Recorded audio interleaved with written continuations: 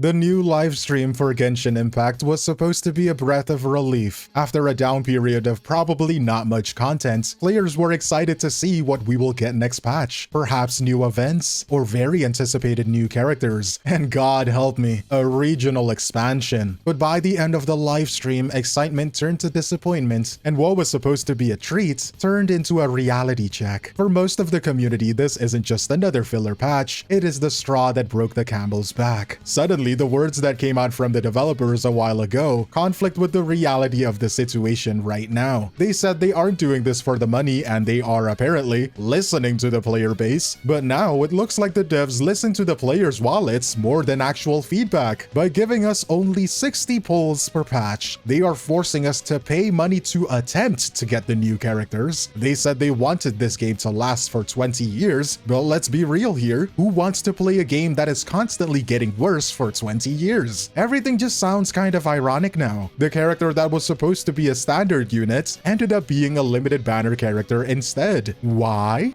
Money! Nobody knows. Everything is a bit of a mess. There is a lot to unpack here, from the characters to the primo gem grind, to the way rewards and gameplay are slowly being taken away by 𝗖cie𝗽𝗆𝗆𝗵𝘁 Wonderland. If you want to see more content from me, feel free to smash the like button and subscribe. Hit the notification bell icon to keep up with my videos. Without wasting any more of your time, let's just get right into it. This all started with one of the new characters coming next patch, Lohan. Usually you can tell exactly what type of banner a character is going to just by looking at the calculations, and Lohan's calculation screamed standard banner character. The reason is because his first and second constellations, basically the power-ups you get for pulling him more than once, only offer a 10% damage increase. For a standard banner character, that is normal, because you are expected to get dupes of the character over time. But for a limited banner character, that is weirdly low. For context, characters from the last few regions like Fontaine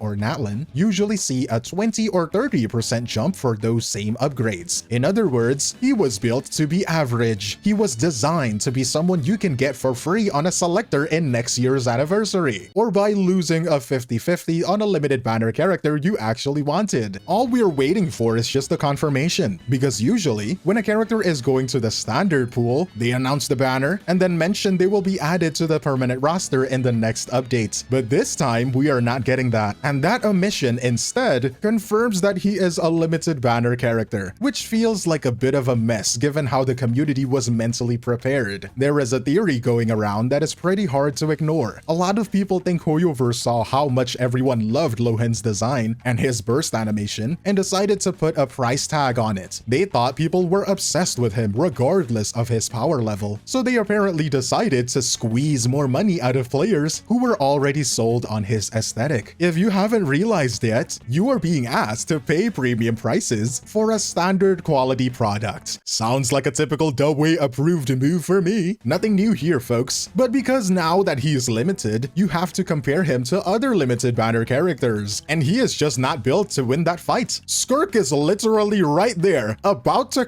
him, and she is about 30% better than him in freeze teams. Sandrone is rumored to be a cryo DPS, and she is coming in the very next patch after this, and she is almost guaranteed to be better than Lohan. Why would anyone spend hundreds of dollars worth of pulls on a character who is just straight up worse? He went from being a win for the player base to being a trap, and not the good kind of traps. But that is just one part of the story. You will get even madder when you hear the number of pulls you're getting for this patch, because there is literally no other way to describe it other than completely insulting. If you want to guarantee a single character and their signature weapon, a 𝗖𝗽𝗍𝗆𝗆𝗏, you might have to spend up to 340 pulls. That is because if you lose the 50-50 on both banners, the character guarantee is 180 pulls, and the weapon guarantee will cost you another 160 pulls. The weapon banner works with fate points, which doesn't carry over to the next banner. So if you don't have the full 160 pulls ready as you're attempting to get the weapon, you might be throwing your resources into a black hole. So all tallied up, you will need 55 4,400 Primogems for just one guy and his stick. A massive ask in any version, but it is especially tone deaf when the actual income for version 6.6 is only 60 pulls. You've got the very anticipated Nicole and Lohan as the new limiteds, massive reruns for 𝗵𝗁𝗏 and Durin, which are meta characters, but the game is only giving you about 20% of what you need to actually get those characters, and potentially weapons. To even have those 340 pulls ready for the new updates as a free-to-play, you would have had to start your grind all the way back on December 3rd when the 6.2 update launches. That is a total of 168 days of perfect attendance. And I'm not just saying just get into the game, do dailies, and get out. I am saying you have to grind religiously to get these pulls, sitting through hours of story yapfest with 0 skip buttons, clearing the hardest stages of the endgame without having the newest units the endgame is clearly pandering to, 100%ing the new regions, and opening all of the common chests on weird high areas that only give you 2 Primogems, playing every single event no matter how boring, no matter how repetitive. You cannot afford to miss a single pull. If you don't pay the game money, you are paying with your life, and I just don't think that is good for the players' health. People are also very angry about the rewards. Usually there's a main event for the updates, and it gives out a new 4-star weapon. Even if the weapon was niche or a bit weak, it could be a tangible tool for players who don't spend money. Well, this time, they have replaced the weapon entirely with a skin. A skin doesn't fix the fact that your characters need actual gear to function in a game that is getting harder over time because of power creep. What is more offensive is that it is not even a particularly creative one. It is just a reskin of the Melusine Claymore we already have. You know what? If it's a good skin, people might let it pass, but it's clearly not. They are also always doing this weird thing where they hype up increased generosity for events that are actually just stingy. Like the free Constellation events updates. The livestream made it sound like this massive upgrade to the reward pool, but the reality is that the extra payout is literally merely 20 Primogems and a single transient resin. If you're a broke boy, just say so. Anyway. A temporary energy refill that expires if you don't use it within a week. 20 Primogems is not even an eighth of a single pull, and you can't even make the energy refill permanent. To act like that is a major improvement feels like they are limit testing our intelligence. Do they think we are actually that stupid and you're just gonna let this slide? They're calling you stupid. They think you are dum-dums who will just take anything they give you, and you're just gonna let that slide? The most telling part about this whole disaster, though, is that the players have completely stopped defending the multi-billion-dollar nuclear reactor owning company. Usually, a big part of the community would be the first to jump down your throats if you criticize the game, even a little bit. But now they are literally inviting players from Honkai Star Rail, Wuthering Waves to come over and trash it. It is because the comparison is just getting impossible to ignore. When you see other games giving out top-tier limited collab characters for free, every update, you will be given free polls just for logging in, a skip button, and then you look at Genshin charging 340 polls for a guy whose own fans are calling him a bricked poll. There is a line that the devs shouldn't ever cross, and they have gone past way that line, by the way, but they are only getting called out now. Now they're hoping that boycotting the game and talking badly of it are the only things that might actually force a change. It makes that 20-year plan the developers bragged about look pretty ironic. They say they want the game to last 2 decades, but they are currently destroying their reputation to the damn ground. If you're actually planning for a 20-year legacy, you don't burn your player base's trust for profit. You are being asked to play like it's a full-time job for rewards that are just stagnant every year, and it feels like they're trying to see how much we will tolerate them before everything falls apart. Years and months of resentment, and this update became the straw that broke the camel's back. With this whole drama, when you look at the bigger picture, it is not really about one guy not being on the standard banner. It is a realization that to enjoy Genshin Impact on paper, you must treat it like a job, which is counterintuitive. Religiously grinding for half a year, getting paid merely 60 pulls per patch, and saving all that for a singular guaranteed character and their signature is starting to amount to nothing in value, when newer characters won't even work without pairing it with an expensive team. At one point, even playing the game at all stops making sense. Genshin spends years building a world that people genuinely want to escape to. They have got the lore, the music, and the cutscenes that make you want to stick around for a longer time. But with version 6.6, they have made the rents for staying in that world nearly impossible to pay. You shouldn't have to treat a video game like a 40-hour work week just to keep up with the meta, especially when the rewards are just reskinned claymores and transient resin. They have genuinely built up this fanbase brick by brick, but they are pricing out the loyalty of the people who actually care about it. And I just think that is unfair. But I'm curious if you agree with me or not. Let me know in the comments below. I'll try to read everything. Don't forget to like, comment, and subscribe if you want to keep up with my videos. But that is all from me, 𝗖cie𝗽𝗆𝗆𝗵𝘁, and I will see you in the next one. Cheers.